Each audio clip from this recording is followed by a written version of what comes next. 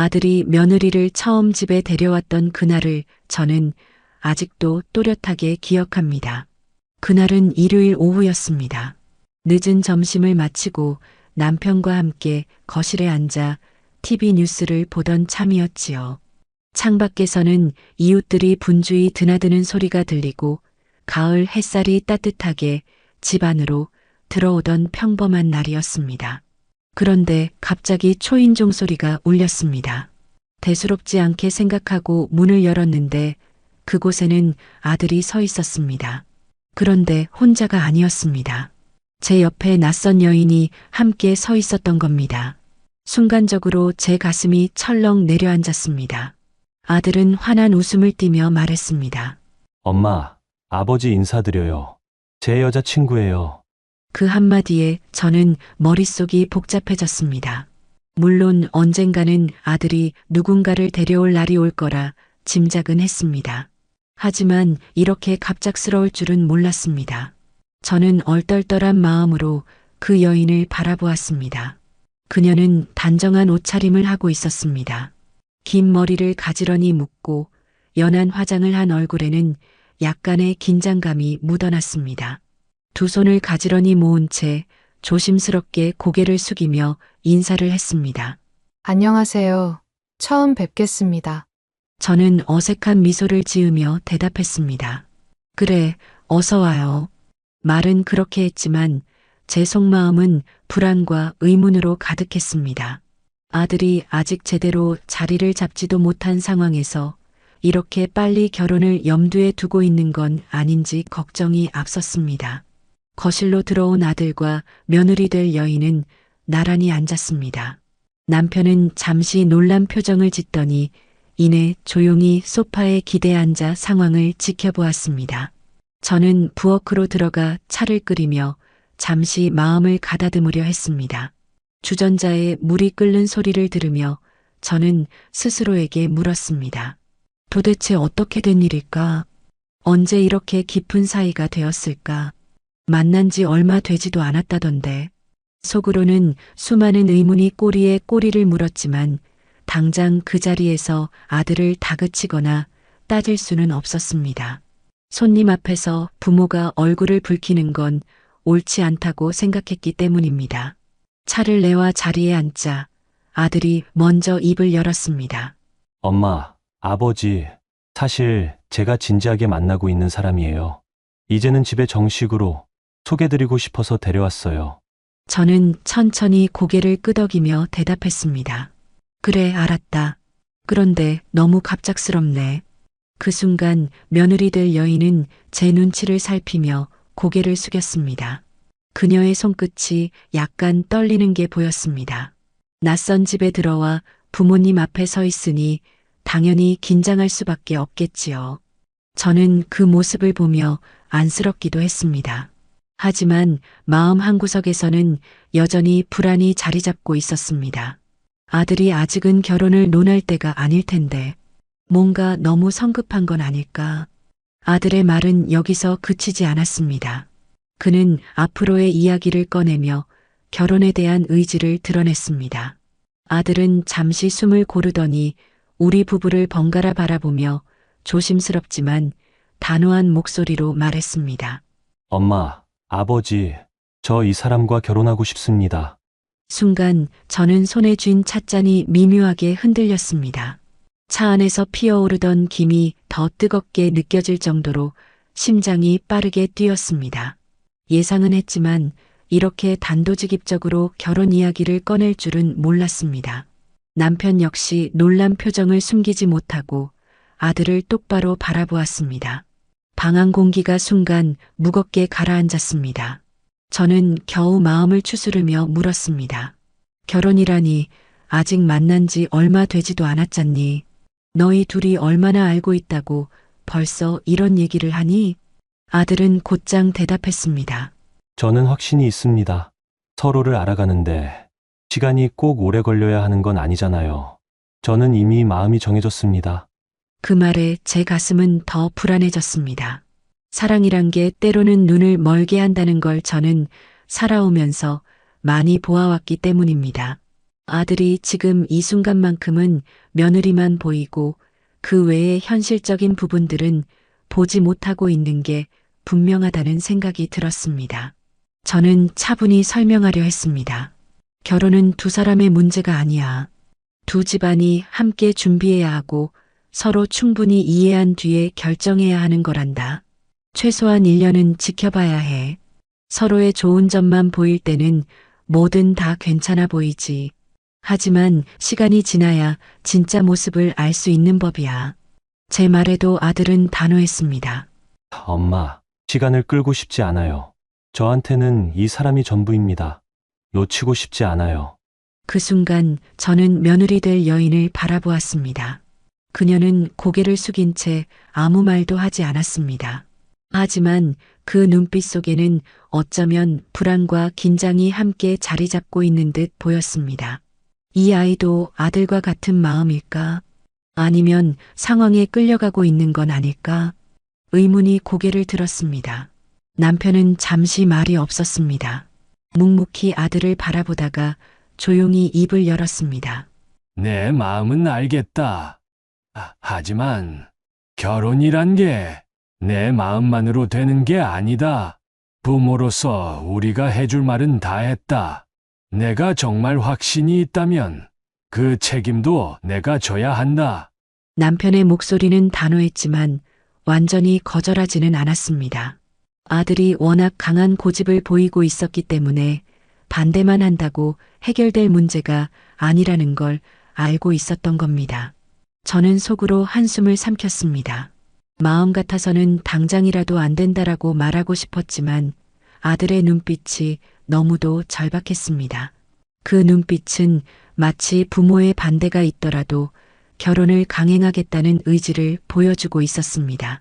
그날 저녁 아들과 며느리 될 사람은 자리를 정리하고 돌아갔습니다. 문이 닫히는 소리를 들은 뒤 저는 깊은 한숨을 내쉬며 남편을 바라보았습니다.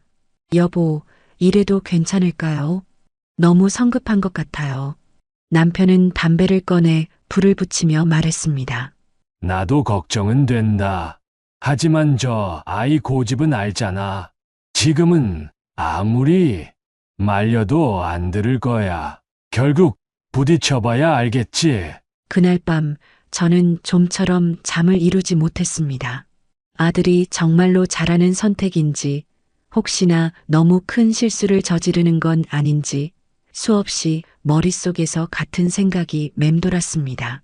며칠이 지나지 않아 아들은 다시 집을 찾아왔습니다. 평소보다 훨씬 진지한 얼굴이었고 그 옆에는 며느리 될 사람이 함께 있지 않았습니다. 혼자서 부모님을 찾아온 걸 보니 무슨 할 말이 있는 듯 했습니다. 저는 부엌에서 저녁 준비를 하고 있었는데 아들이 무거운 걸음을 떼며 거실로 들어와 앉았습니다. 엄마, 아버지, 오늘은 꼭 드려야 할 말씀이 있어서 왔습니다. 그 말투가 예사롭지 않아 저는 조심스레 국을 끓이던 불을 줄이고 거실로 나왔습니다. 남편도 신문을 접고 아들의 얼굴을 바라보았습니다. 아들은 잠시 머뭇거리더니 곧장 본론을 꺼냈습니다. 저희 결혼을 하려면 돈이 필요합니다. 여자친구 쪽 부모님께서 절반을 내주시기로 하셨습니다. 그러니 저희 집도 절반은 준비해 주셔야 할 것 같습니다. 그 말을 들은 순간 제 손끝이 얼어붙는 것 같았습니다. 저는 속으로 역시 이 이야기를 하려고 왔구나 하고 생각했습니다. 저는 차분하게 물었습니다. 내가 결혼을 하겠다면서 내가 마련한 돈은 있니? 내 월급에서 모아둔 게 있긴 하니? 아들은 고개를 숙이며 대답했습니다. 솔직히 아직 큰 돈은 모으지 못했습니다. 하지만 부모님께서 조금만 도와주신다면 충분히 준비할 수 있습니다. 그 순간 제 마음속에서는 여러 감정이 얽혔습니다. 부모로서 아들을 돕고 싶은 마음도 있었지만 동시에 아들의 철없음에 화가 치밀기도 했습니다. 결혼이란 건 자신의 책임으로 준비해야 할 큰일인데 이렇게 쉽게 부모에게 손을 벌리는 아들의 모습이 답답하게 느껴졌습니다. 저는 단호하게 말했습니다. 결혼은 내가 책임지고 준비해야 하는 거야. 아직도 돈을 모으지 못했는데 이렇게 서두르는 게 옳다고 생각하니? 부모가 다 해주길 바란다면 내 장래는 어떻게 되겠니? 하지만 아들은 예상이라도 한 듯 곧장 무릎을 꿇었습니다. 엄마, 아버지, 제발 이번만 도와주세요. 저한테는 이 사람이 전부입니다. 시간을 더 끌면 잃어버릴 것 같아요. 저는 후회하고 싶지 않습니다. 그 모습에 저는 입술을 꼭 깨물었습니다. 아들의 절박한 눈빛은 마치 모든 걸 걸고 있는 사람의 눈빛이었습니다. 부모로서 그 마음을 모른 척하기란 쉽지 않았습니다. 남편도 잠시 고개를 떨구더니 깊은 한숨을 내쉬었습니다. 남편은 결국 무겁게 입을 열었습니다. 좋다. 내가 그렇게까지 원한다면 우리가 절반은 내겠다 하지만 분명히 알아둬라. 이건 내가 감당해야 할 일이야. 부모가 대신 살아주는 건 아니다. 아들은 그 말을 듣고 안도의 한숨을 내쉬었습니다. 눈가가 젖어 있는 걸 보니 그만큼 간절했던 것이겠지요. 그날 밤 저는 혼자 부엌에 앉아 멍하니 불 꺼진 거실을 바라보았습니다. 정말 잘하는 선택일까? 부모 마음으로는 아들의 행복을 빌고 싶지만 이렇게 준비 없는 결혼이 과연 오래 갈 수 있을까? 한숨이 절로 새어나왔습니다. 제 마음은 갈피를 잡지 못하고 불안이 더 크게 번져갔습니다. 아들의 절박한 모습 앞에서 결국 남편과 저는 결혼 비용을 보태기로 했습니다. 며느리 쪽에서 절반을 부담하고 우리 집에서도 절반을 내는 조건으로 합의가 되었습니다. 하지만 마음이 편치만은 않았습니다. 부모로서 아들의 바람을 들어준 것이긴 했지만 이게 정말 아들을 위한 길일까 하는 불안이 가시질 않았습니다. 그 후로 집안 분위기는 조금씩 달라졌습니다. 아들은 회사 일과 결혼 준비를 병행하느라 분주해졌고 며느리 될 사람은 가끔씩 집에 찾아와 함께 결혼식 날짜와 예식장을 상의했습니다. 저는 그 모습을 지켜보면서도 마음 한켠에 늘 의문이 남았습니다. 이렇게 성급히 준비하는 것이 과연 올바른 일일까? 서로에 대해 충분히 알지도 못하는데 예식장 계약, 신혼집 마련, 혼수 문제까지 이야기가 오갔습니다. 아들은 경제적으로가 없음에도 불구하고 큰 고민 없이 결정을 내렸습니다. 오히려 현실적인 문제를 지적하는 제 말에는 귀를 기울이지 않았습니다. 엄마, 걱정하지 마세요. 다 잘 될 겁니다. 아들의 그 말은 희망 섞인 약속처럼 들리기도 했지만 제게는 철없는 자기 확신으로만 들렸습니다. 남편은 중간에서 더 말리지 않았습니다. 결국 부모로서 할 수 있는 건 최소한의 조언과 비용을 감당하는 것이 전부였으니까요. 결혼식 날이 다가왔습니다. 저는 그날 새벽부터 일찍 일어나 준비를 했습니다. 집안 식구들에게 피해가 가지 않도록 챙기고 손님들에게도 실수 없이 대접해야 했습니다. 예식장으로 들어서는 순간 저는 주변의 화려한 꽃장식과 북적이는 사람들 속에서도 마음이 무겁게 내려앉았습니다. 아들은 검은 양복을 차려입고 환한 미소를 짓고 있었습니다. 며느리는 하얀 드레스를 입고 있었는데 긴장 속에서도 설레는 눈빛을 하고 있었습니다. 두 사람은 서로를 바라보며 행복한 미소를 주고받았습니다. 그 모습을 보니 순간 제 가슴이 뭉클해졌습니다. 그래, 오늘만큼은 행복해야지. 부모 마음은 뒤로 하고 저 아이들이 웃을 수 있다면 그걸로 됐다. 그런 생각이 잠시 스쳐갔습니다. 결혼식은 순조롭게 진행되었습니다. 하객들의 박수 속에서 두 사람은 부부가 되었고 저와 남편은 예식장의 한쪽에 앉아 조용히 그 모습을 지켜보았습니다. 겉으로는 미소를 지었지만 속으로는 알 수 없는 허전함이 몰려왔습니다. 마치 제 아들이 제 품을 완전히 떠나가 버린 듯한 기분이었습니다. 식이 끝난 뒤 아들은 저희에게 다가와 짧게 말했습니다. 엄마, 아버지, 정말 감사합니다. 그 한마디에 제 눈가가 붉어졌습니다. 그러나 동시에 불안감이 짙게 밀려왔습니다. 결혼은 오늘로 끝나는 게 아니라 이제 시작이니 앞으로의 길에서 아이들이 과연 잘 버틸 수 있을까 하는 걱정이 더 커졌던 겁니다. 그날 밤 집으로 돌아와 예복을 벗고 앉았을 때 저는 깊은 한숨을 내쉬었습니다. 기쁨과 걱정이 뒤섞여서 마음이 무겁게 내려앉았습니다. 결혼식장에서는 아들의 웃는 얼굴만 보였지만 앞으로 닥쳐올 일들에 대한 불길한 예감은 지울 수가 없었습니다. 결혼식이 끝나고 두 아이는 신혼집으로 들어갔습니다. 처음에는 다들 행복해 보였습니다. 아들은 출근을 하고 며느리는 집안 살림을 맡아가며 나름 적응하려고 애쓰는 듯 했습니다. 저와 남편은 이제는 우리가 한 발 물러서서 지켜보자 하고 생각했습니다. 자식이 부모 곁을 떠나 자기 가정을 꾸리는 건 당연한 일이니까요. 그런데 한 달도 채 지나지 않아 불안한 기운이 느껴졌습니다. 아들은 집에 와도 예전처럼 밝지 않았습니다. 눈 밑에는 피곤한 기색이 늘어 있었고 표정은 자주 굳어 있었습니다. 며느리의 얼굴에서도 웃음이 점점 사라졌습니다. 처음에는 단순한 신혼의 적응기라 생각했습니다. 서로 다른 집에서 자란 두 사람이 함께 살아가려면 작은 부딪힘은 당연하다 여겼습니다. 하지만 시간이 지날수록 그 부딪힘이 잦아지고 목소리도 커져갔습니다. 어느 날 저녁 아들이 저희 집에 들어왔습니다. 얼굴이 잔뜩 굳어 있었고 손에는 집 열쇠를 들고 있었습니다. 엄마, 그냥 잠깐만 집에 있을게요.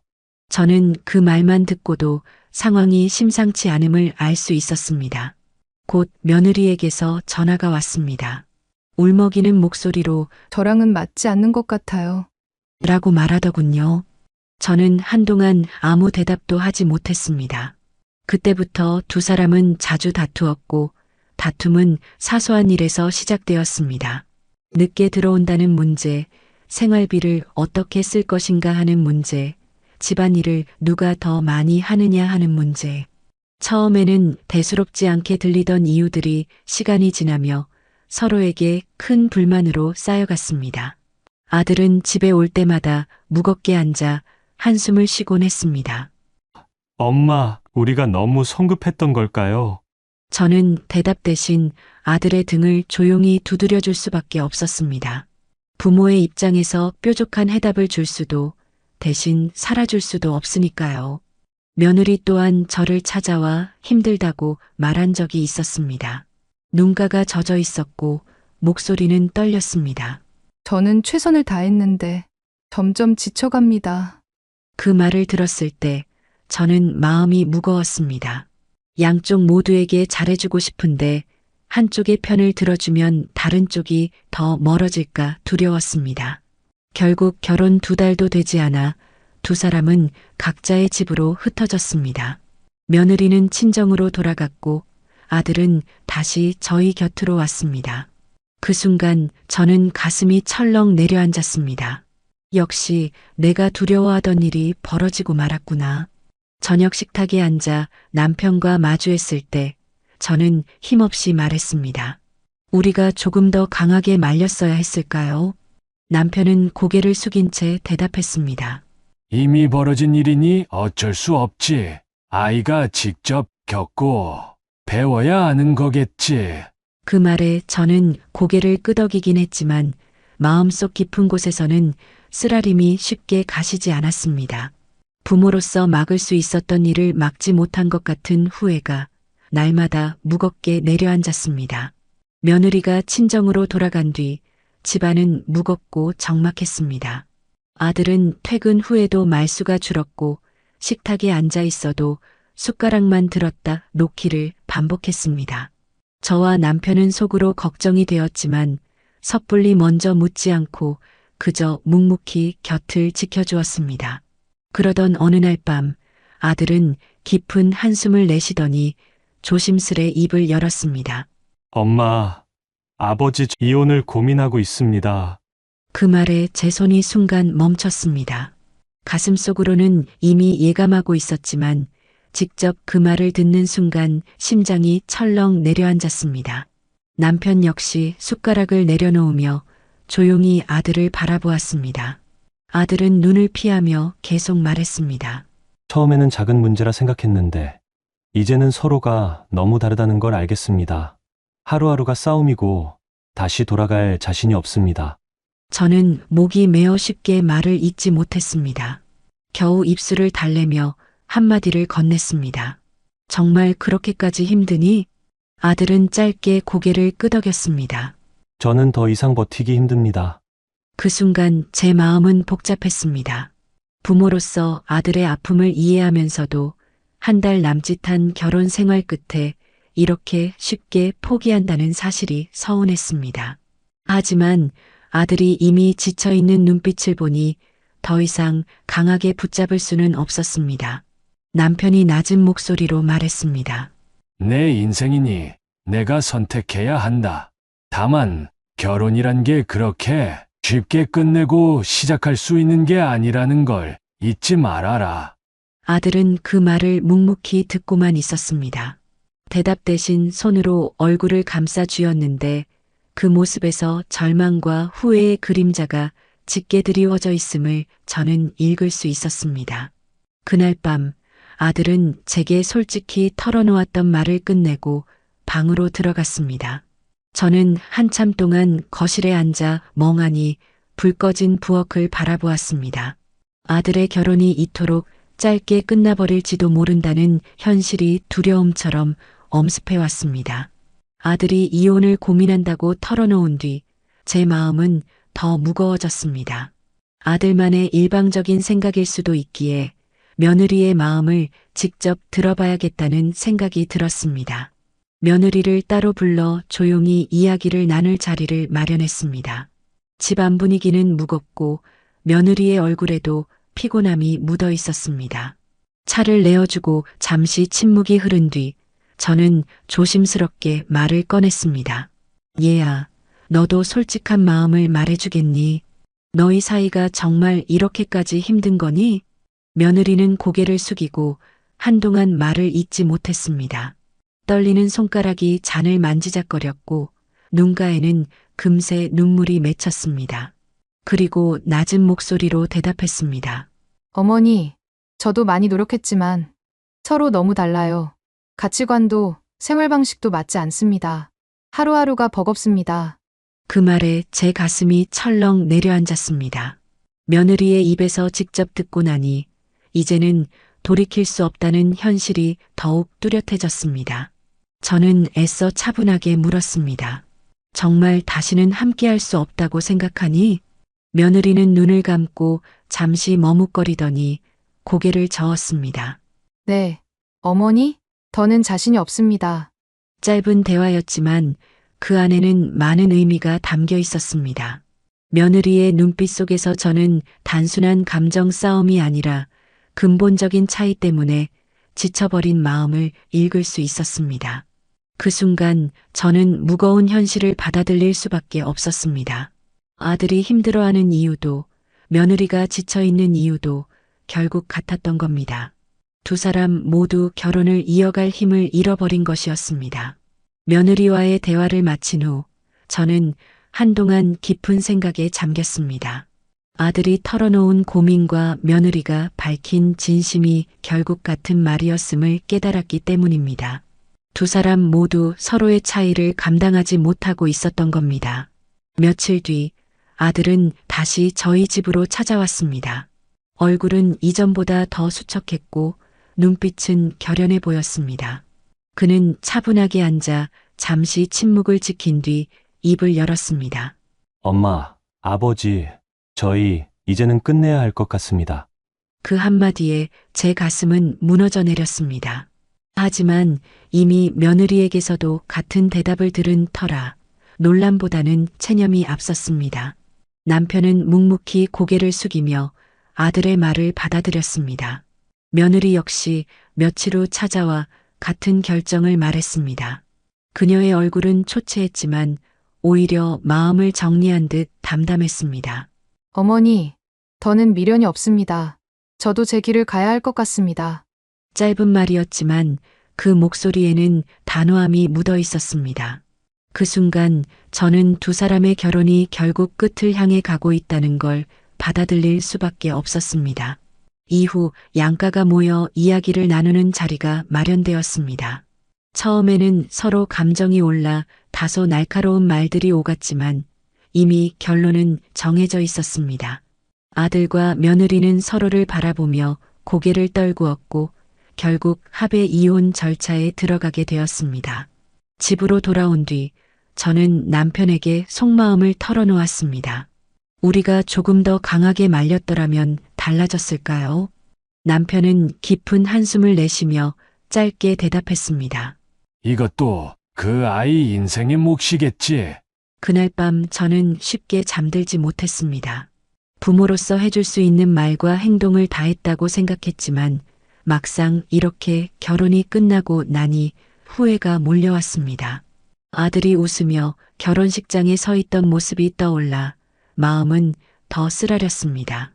이혼이 공식적으로 마무리된 후 집안은 한동안 적막했습니다.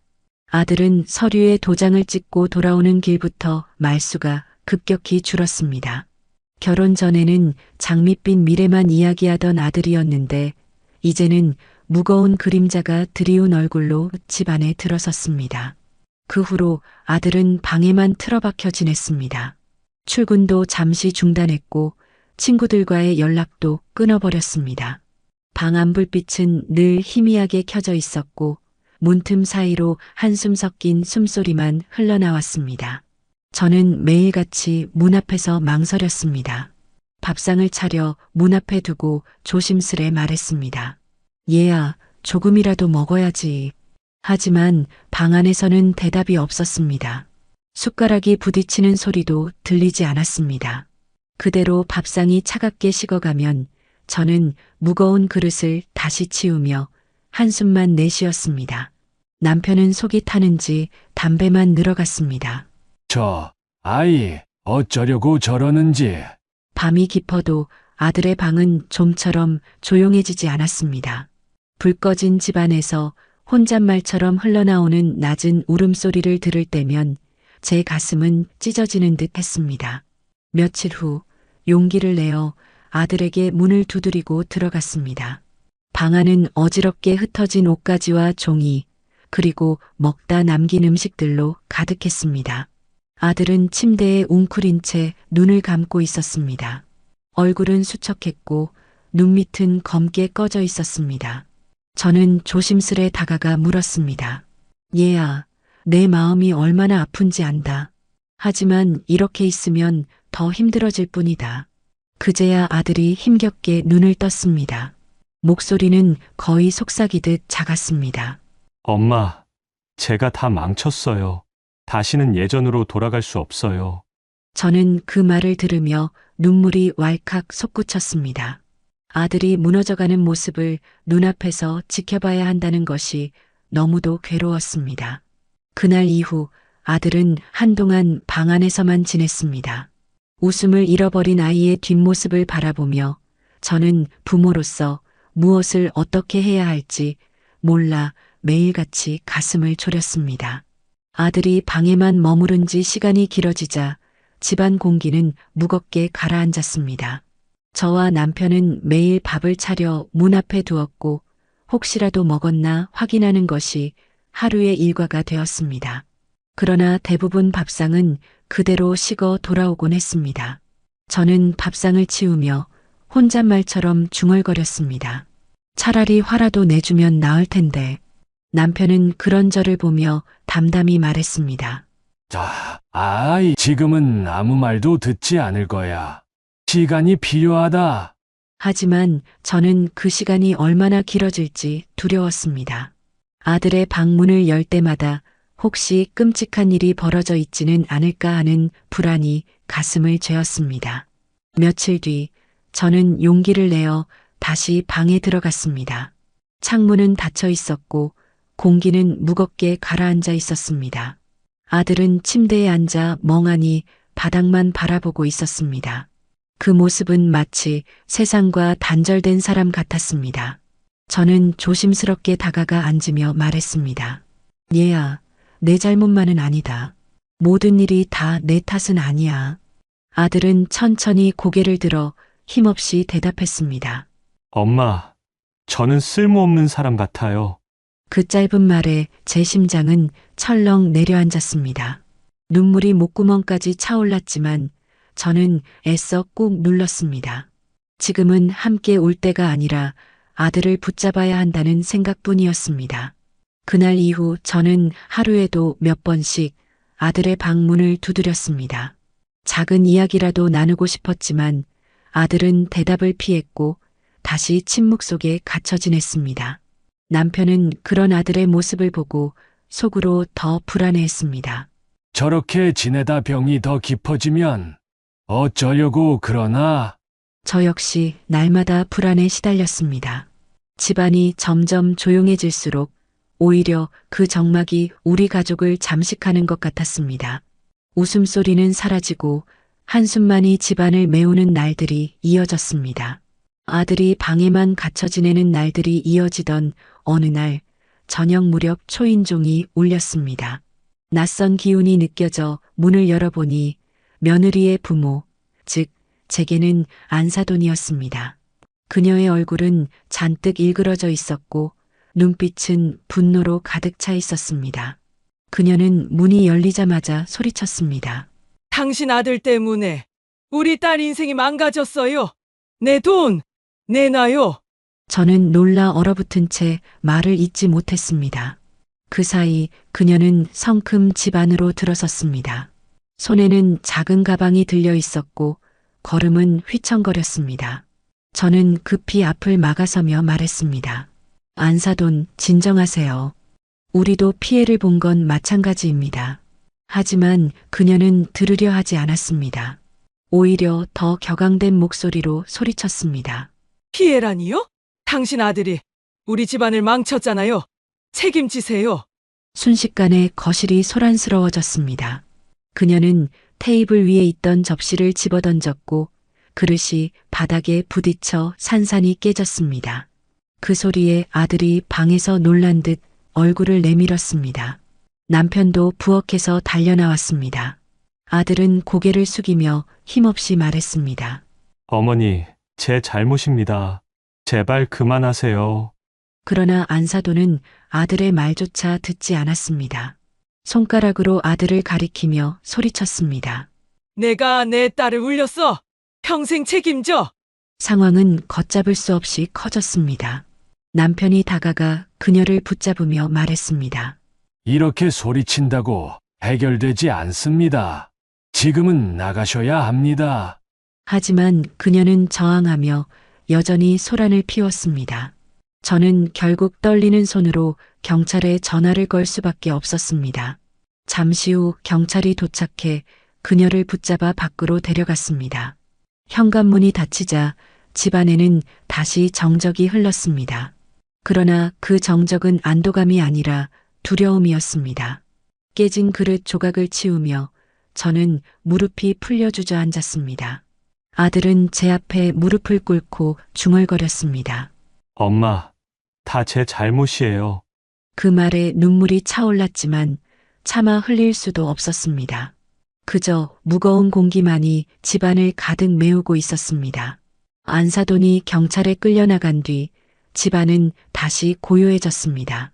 하지만 그 고요는 평온이 아니라 무겁고 서늘한 정적이었습니다.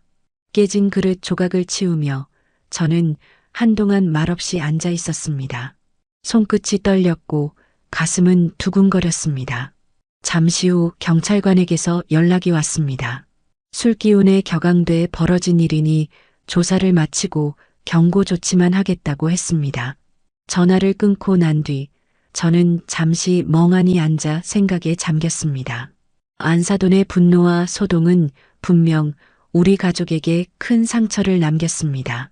하지만 한편으로는 그 사람의 처지가 떠올랐습니다.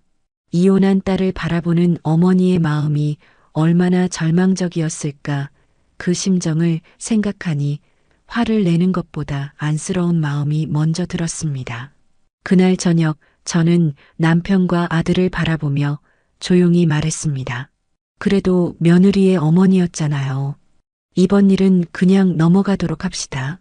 남편은 잠시 망설이다가 고개를 끄덕였습니다. 당신 뜻대로 하세요. 다만 다시 이런 일이 생기면 어떡하려나. 아들은 눈을 피하며 짧게 말했습니다. 엄마, 죄송합니다. 저는 아들의 어깨에 손을 올리며 대답했습니다. 이제는 괜찮다. 오늘 일은 잊고 다시는 이런 일이 반복되지 않도록 하자. 겉으로는 그렇게 말했지만 제 마음은 무겁게 가라앉았습니다. 용서하고 넘어가는 것이 옳은 선택인지 아니면 단호하게 끊어야 했는지 알 수 없었습니다. 그러나 적어도 이번만큼은 부모로서 자식과 그 가정을 생각해 참아내는 것이 최선이라 믿고 싶었습니다. 그렇게 며칠 동안은 집안이 조용했습니다. 저는 마음속으로 이제는 정말 그만일 거야라고 스스로를 다독였습니다. 하지만 불안한 예감은 틀리지 않았습니다. 어느 늦은 오후 초인종이 다시 울렸습니다. 문을 열기도 전에 밖에서 고함치는 소리가 들려왔습니다. 문 열어요. 내가 이대로 물러날 줄 알았어요? 문을 열자 안사돈이 또다시 서 있었습니다. 얼굴은 전보다 더 수척했지만 눈빛은 더욱 날카롭고 불안정했습니다. 저는 당황해 막아서며 말했습니다. 안사돈, 제발 이러지 마세요. 우리도 힘들다니까요. 그러나 그녀는 아랑곳하지 않고 현관을 밀치고 들어왔습니다. 거실로 성큼 들어서더니 손에 들고 있던 가방을 바닥에 내던지며 고함쳤습니다. 돈을 내놔요. 내 딸 인생 망친 대가를 치러야 할 거 아니에요. 남편이 나서서 단호하게 말했습니다. 이제 그만하세요. 이런 식으로는 아무것도 해결되지 않습니다. 하지만 그녀는 오히려 더 격앙된 목소리로 소리쳤습니다. 해결은 돈으로만 되는 거예요. 내 눈앞에 당장 내놔요. 아들은 방에서 나온 채 고개를 떨구며 중얼거렸습니다. 어머니, 제발 그만하세요. 제 탓입니다. 제가 책임지겠습니다. 그 말에도 그녀는 멈추지 않았습니다. 손에 잡히는 물건을 집어 흔들며 위협적인 행동을 이어갔습니다.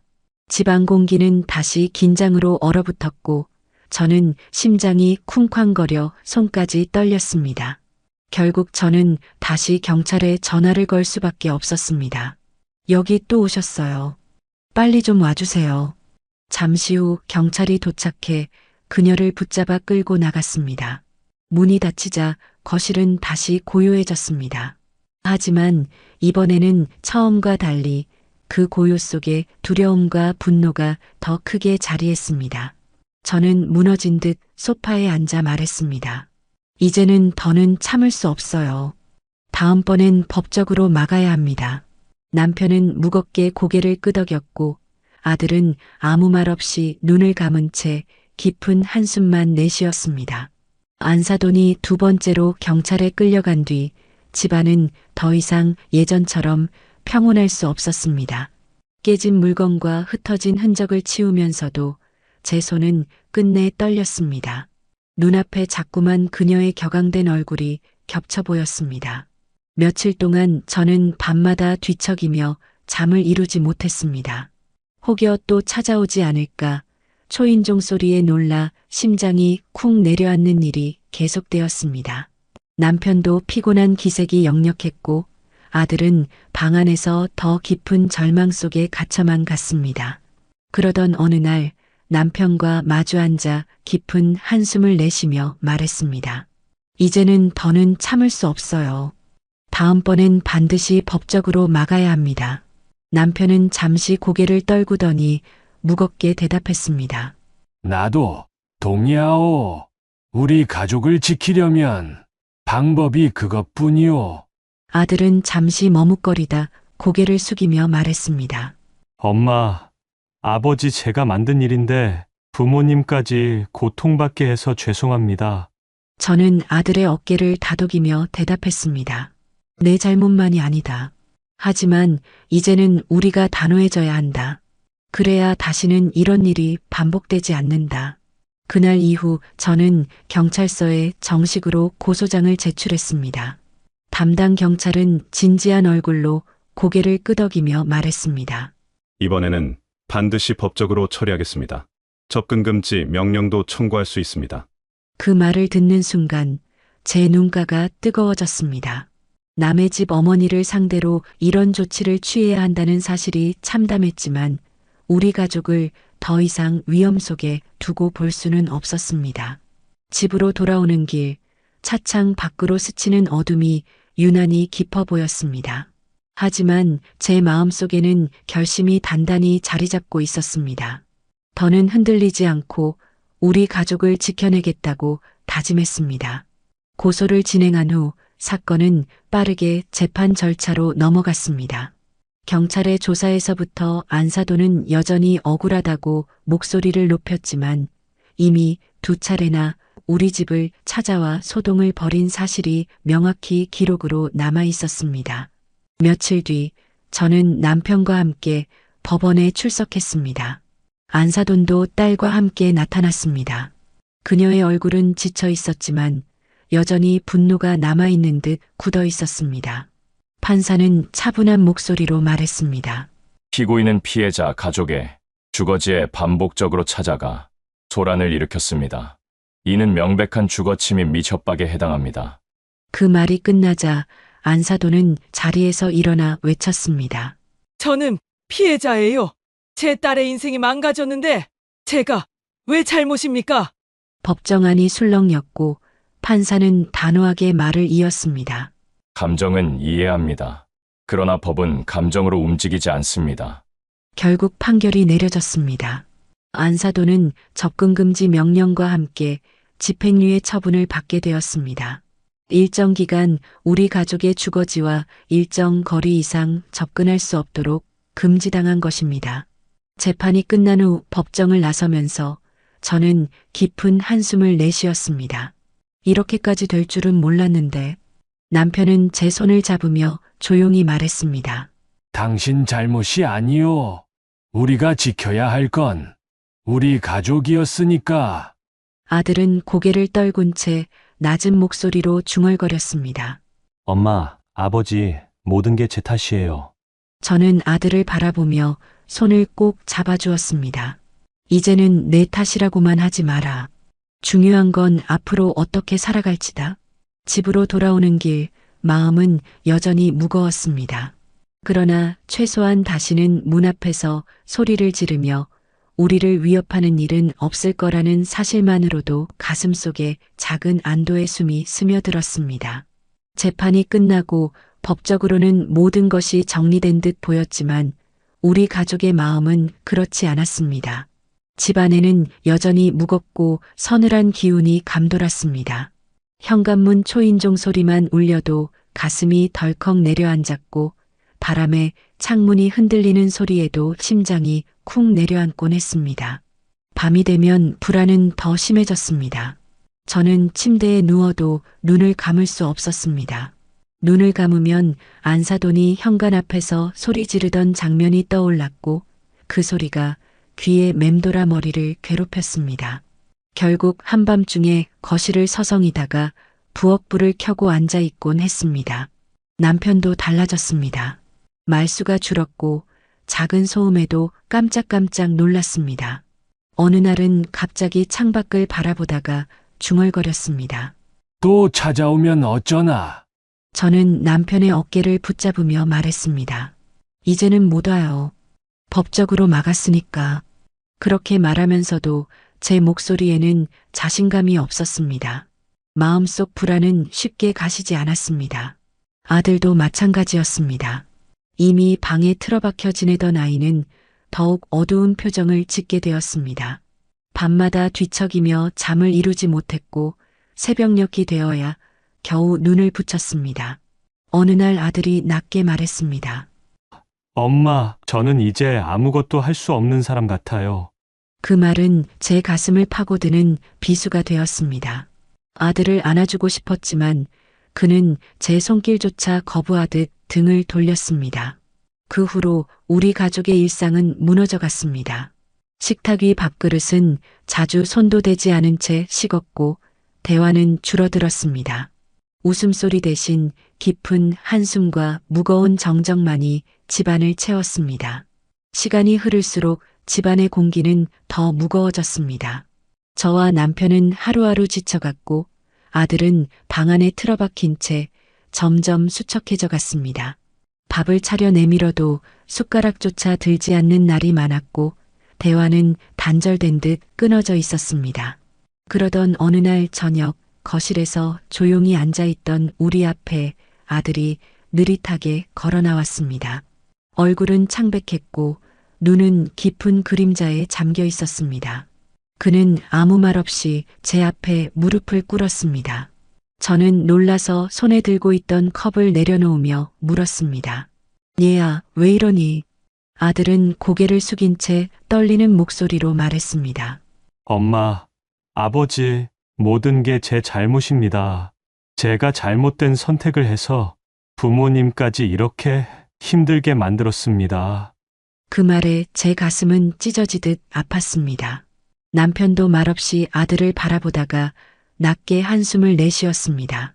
아들은 두 손을 바닥에 짚고 다시 고개를 깊이 숙였습니다.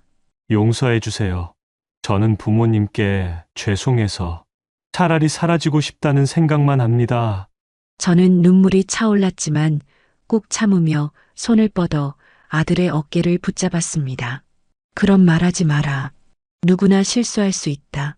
중요한 건 다시 일어서는 거야. 남편도 옆에서 조용히 거들었습니다. 내가 힘든 건 우리도 안다. 하지만 이게 끝은 아니다. 내가 다시 일어서야 우리도 살 수 있다. 아들은 울먹이며 대답했습니다. 저 다시는 부모님께 짐이 되지 않겠습니다. 그 순간 저는 아들의 어깨를 꼭 끌어안았습니다. 부모의 마음으로 그저 무너진 아이를 다시 세워야 한다는 생각뿐이었습니다. 그렇게 재판이 끝나고 시간이 조금 흘렀습니다. 집안의 상처가 서서히 아물어가는 듯 했지만 여전히 남아있는 불안과 피로는 쉽게 사라지지 않았습니다. 그런데 어느 날 낯선 전화가 걸려왔습니다. 며느리였습니다. 이혼 후 소식이 끊겼던 그녀가 조심스레 찾아뵙고 싶다고 말했습니다. 그날 저녁 며느리는 혼자 우리 집 문 앞에 섰습니다. 예전보다 야위었고 눈가에는 지친 흔적이 역력했습니다. 조심스럽게 문을 열고 들어온 그녀는 고개를 깊숙이 숙이며 말했습니다. 어머님, 아버님 정말 죄송합니다. 저는 잠시 놀라 멈춰섰습니다. 며느리는 떨리는 목소리로 말을 이었습니다. 저희 엄마가 어머님 댁에 와서 그런 소동을 부린 건 딸인 제 잘못 같아 너무 죄스럽습니다. 이혼한 것도 제 탓인데 부모님까지 정신적으로 힘들게 해드려 죄송합니다. 남편은 무겁게 앉아있던 자세를 고쳐 앉으며 한숨을 내쉬었습니다. 네, 잘못만은 아니다. 하지만 우리 가족이 겪은 고통이 적지 않았던 건 사실이다. 며느리의 눈에는 금세 눈물이 고였습니다. 그녀는 다시 고개를 숙이며 말했습니다. 그래도 용서해 주세요. 제가 더 단단하지 못해 어머님 아버님께까지 상처를 드렸습니다. 저는 마음이 복잡했습니다. 분명 우리 가족이 겪은 아픔은 크고 깊었습니다. 하지만 며느리 앞에서 차마 원망만 할 수는 없었습니다. 저는 조용히 말했습니다. 이제 와서 내게 뭐라고 더하겠니? 다 지나간 일이니 너도 내 삶을 다시 살아야 한다. 며느리는 흐느끼듯 대답했습니다. 감사합니다. 다시는 잊지 않겠습니다. 그 순간 저 역시 마음속에 묵직하게 눌려있던 돌덩이가 조금은 내려앉는 듯 했습니다. 아직 상처가 완전히 아문 건 아니었지만 며느리의 진심 어린 사과는 어두운 시간 속 작은 위로가 되어 주었습니다. 며느리가 떠난 뒤 집안에는 묘한 정적이 흘렀습니다. 사과를 받았다고 해서 모든 상처가 치유된 것은 아니었지만 그녀의 눈물 어린 말은 분명 제 마음속 무거운 짐을 조금 덜어주었습니다. 저는 거실에 앉아 여전히 굳은 표정을 하고 있는 아들을 바라보았습니다. 아들은 며느리의 방문이 오히려 더 마음을 뒤흔들어 놓은 듯 말없이 앉아 있었습니다. 저는 조심스럽게 입을 열었습니다. 얘야, 이제는 그 일에 마음을 더 두지 마라. 다시는 너 같은 상처를 받게 하고 싶지 않다. 아들은 고개를 숙인 채 낮은 목소리로 대답했습니다. 엄마, 저도 2번 다시 그런 선택은 하지 않겠습니다. 옆에서 듣고 있던 남편도 조용히 말을 보탰습니다. 사람의 인생에는 실패도 있는 법이다. 하지만 똑같은 실수를 반복하지 않는 게 중요하다. 저는 아들의 손을 잡으며 다시 한번 다짐했습니다. 이제부터는 내가 스스로를 지키는 법을 배워야 한다. 그래야 너도 우리도 편해진다. 아들은 제 손을 꼭 잡으며 짧게 대답했습니다. 알겠습니다, 엄마. 그 순간 아직 남아있는 불안과 상처 속에서도 작은 희망이 싹 트는 듯 했습니다. 사과를 통해 한 고비를 넘었고 이제는 다시 앞으로 나아가야 한다는 의지가 우리 가족 모두의 마음에 서서히 자리 잡고 있었습니다. 며느리가 떠난 뒤 우리 집안은 조금씩 일상을 회복해 나가기 시작했습니다. 무너졌던 마음의 벽이 완전히 허물어진 것은 아니었지만 서로의 곁을 지키며 한 발자국씩 앞으로 나아가려는 의지가 생겼습니다. 남편은 예전처럼 새벽마다 작은 마당을 돌보며 잡초를 뽑기 시작했습니다. 손에 흙을 묻히며 그는 조용히 말했습니다. 이렇게라도 몸을 움직이니 마음이 조금 편해지는구나. 저는 그 모습을 보며 작은 미소를 지었습니다. 남편의 어깨에서 오랜만에 묵직한 짐이 조금 내려간 듯 보였기 때문입니다. 아들도 조금씩 변화를 보였습니다. 방 안에서만 지내던 아이가 부엌에 나와 저와 함께 아침 식탁을 준비하는 날이 늘었습니다. 어느 날은 직접 국을 데우며 말했습니다. 엄마, 오늘은 제가 할게요. 조금은 달라지고 싶어요. 그 말에 저는 가슴이 뭉클해졌습니다. 여전히 흔들리는 눈빛 속에서도 아들이 스스로 다시 일어서려는 의지를 보였기 때문입니다. 저는 아들의 손에 국자를 쥐어주며 말했습니다. 그래, 이제부터는 내가 내 삶을 스스로 채워가야 한다. 그렇게 우리 가족은 작은 것부터 시작했습니다. 함께 밥을 먹고 함께 마당에 나와 햇살을 쐬며 짧은 대화를 나누었습니다. 긴 어둠 속에 갇혀있던 집안에 조금씩 빛이 스며드는 듯 했습니다. 비록 지난 상처가 완전히 사라진 것은 아니었지만 그 상처 위에 새롭게 피어나는 희망이 우리를 다시 묶어주고 있었습니다. 우리 가족이 차츰 안정을 되찾아가던 어느 날 아들이 조심스럽게 제게 말을 꺼냈습니다. 엄마, 저 이제 다시 시작해보려고 해요. 그 말은 오랜만에 제 마음을 흔들어 놓았습니다.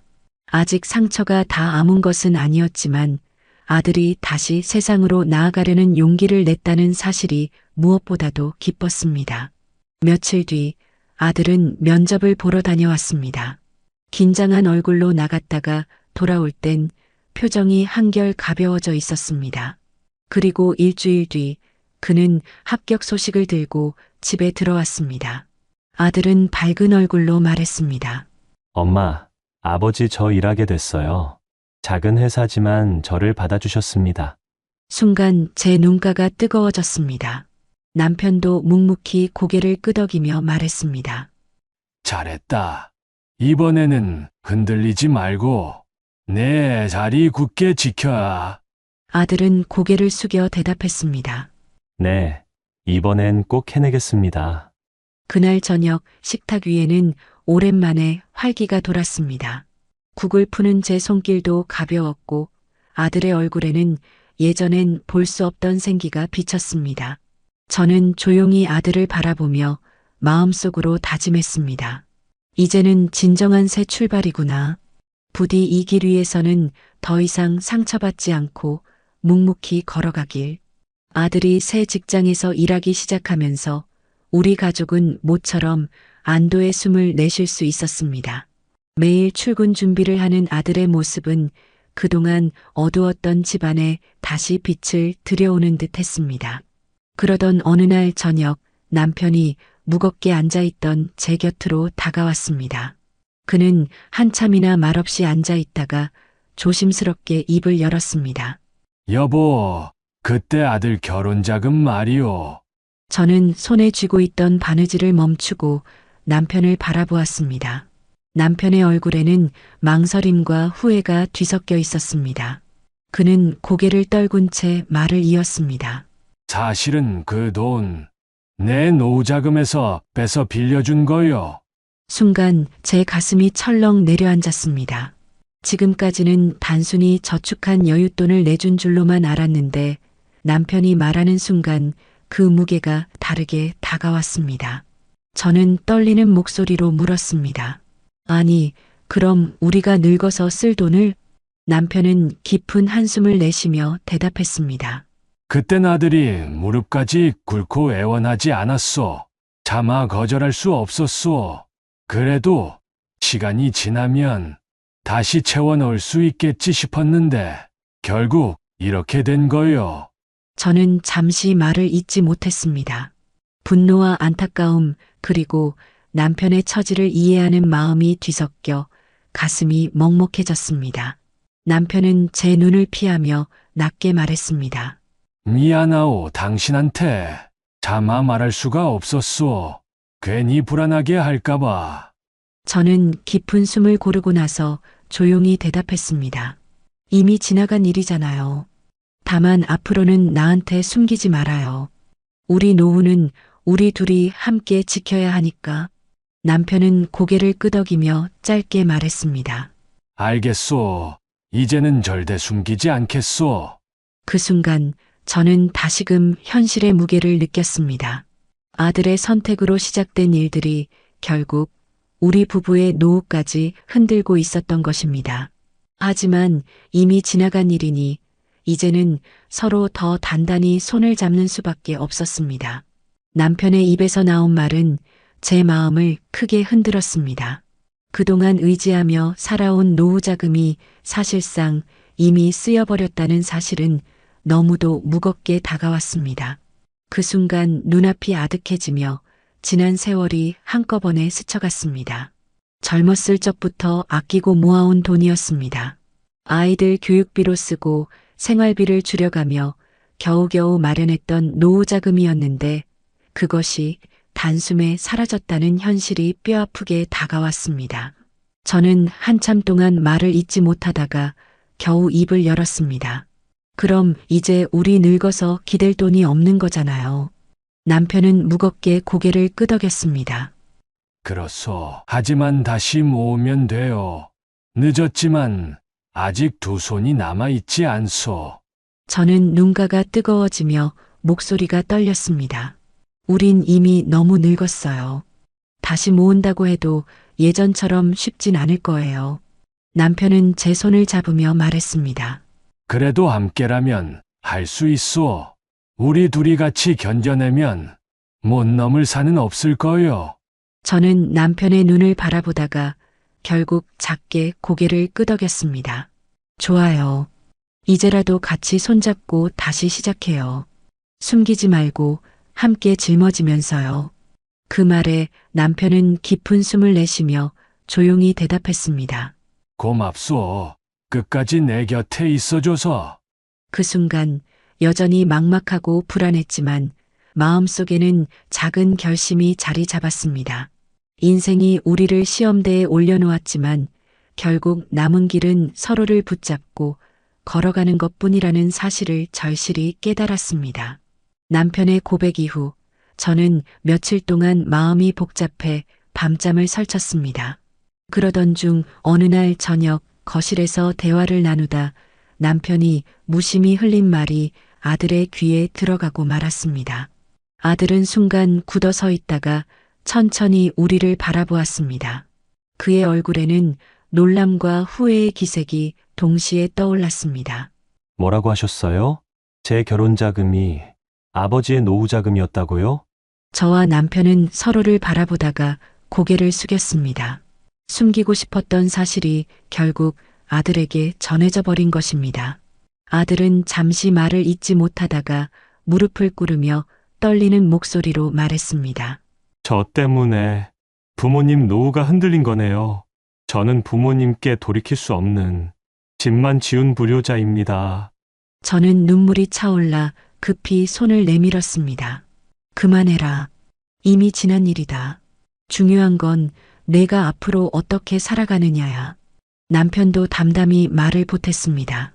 그래, 과거는 돌이킬 수 없지만 미래는 내 손에 달렸다.